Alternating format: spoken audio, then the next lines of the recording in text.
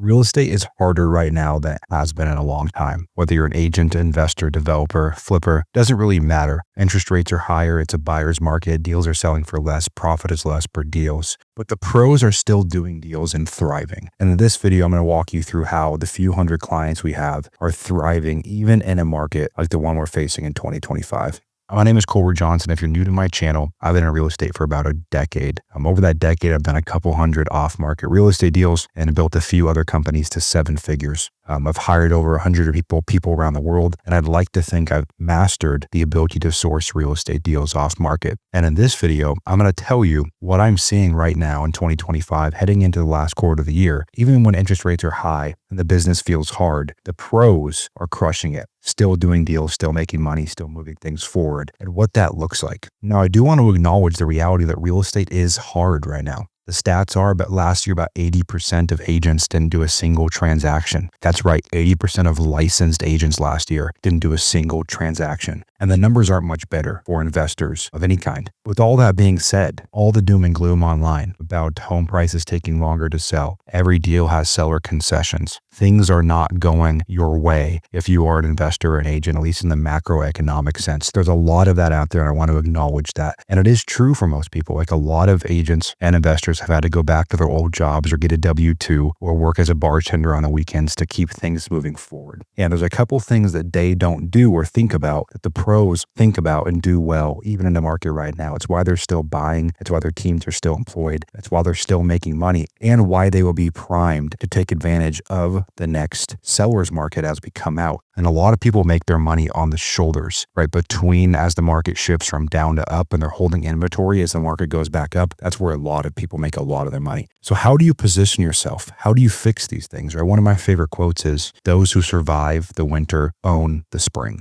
And here's the reality. Amateurs in real estate obsess over what they can't control. And if you're watching this video, I promise you have no impact on interest rates, the Fed rate, the bond market, days on market in your area, average concessions you give to a buyer, listing activity in your market, and a lot of other external factors. Pros focus on what they can control. And what you can control is your marketing efforts, how cheap you buy deals, how you underwrite, going off market, adding other exit strategies to your tool belt, and getting creative. And I have clients in markets that are difficult like Los Angeles and all around the country. And I can tell you, people that do those 3 things, right? They get better at underwriting, they get better at finding deals for deeper discounts, and they get creative with exit strategies and how they put deals together, are doing just fine right now. In all reality, I'm going to give you the number one golden nugget I give all of my clients who worry about the market being bad. Is amateurs obsess over all the things they can't control, like we just talked about. Pros think about things a little differently. They think about up markets as awesome, just like you do.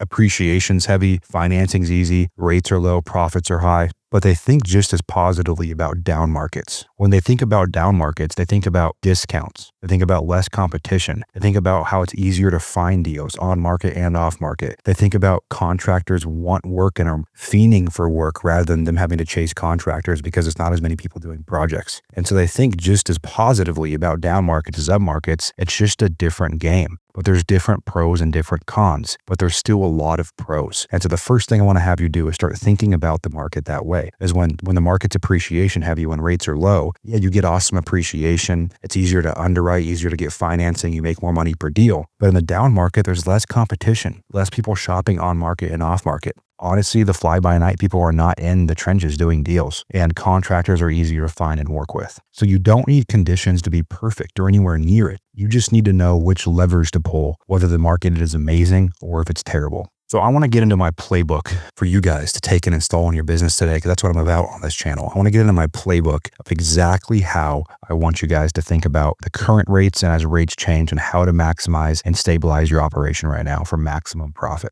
The 3 rules of surviving and thriving in a down market, a sideways market, or a buyer's market is: number 1, buy at a deeper discount. And now you're going to say, oh yeah, cool, great. Yeah, all my offers are just going to get accepted lower. That's not what I mean. What I mean is you need to control your pipeline. Just spend a weekend going through all the videos on my channel on how to find off-market deals. But number one is being able to source your own deals and buy at a deeper discount, right? If interest rates go up, price points drop, the only way to insulate yourself while you're running projects and really while you're in the middle of a project, you're subject to what the market does while you own that property before you sell it. If you're a wholesaler, you're subject to comps, right? So buying contract homes at a deeper discount. And if you're an agent, this just means you need more people in your pipeline. If less people are selling, that just means you need to have more conversations right now. So number one is buy at a deeper discount and control your own pipeline. If you can do just that, you will beat out 99% of people in your market and in your area. Number two is always run conservative numbers. Stop underwriting like it's 2019 and 2020.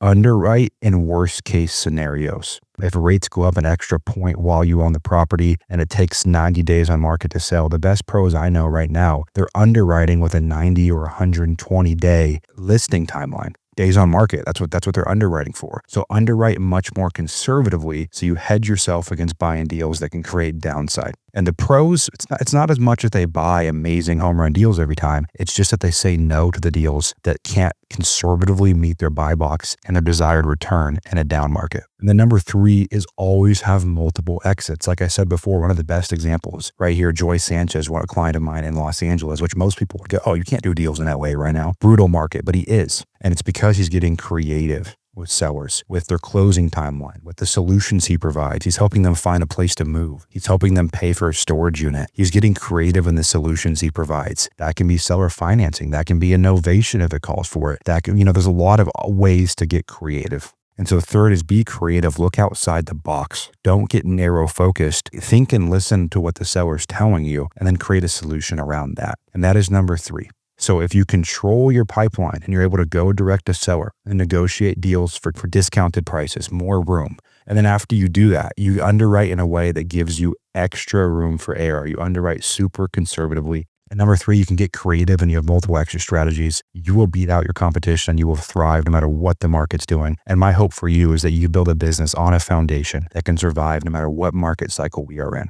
The fourth kind of bonus one is operations. The better you get at operations right now, the quicker you can turn properties, the better you get at managing your team, the tighter you can compress timelines, right? As rates go up, timelines need to compress because that is your risk. When you buy a home, you're at risk to whatever the market does while you own that property. Same for wholesaling, same if you're an agent. So you have to compress timeline as rates go up, and you do that through operations, through knowing how to manage contractors, knowing how to do design, getting better operationally at business is number four. And again, you guys, I have extensive videos on all of these topics on my channel. So make sure you subscribe and go through all of them, and you're going to beat out 99% of people. Choose discipline over optimism. All these things should make you optimistic, but I want you to leave these videos and start implementing this stuff, even one of these things, and that'll change your business permanently because you'll be able to survive and thrive in any market cycle while everyone else runs for the hills, goes back to their old job, and complains. I want to tell you a story. After my first couple of deals in 2017, 8-9 years ago, I paid $5,000 to go to an event in Scottsdale. And at that event in Scottsdale was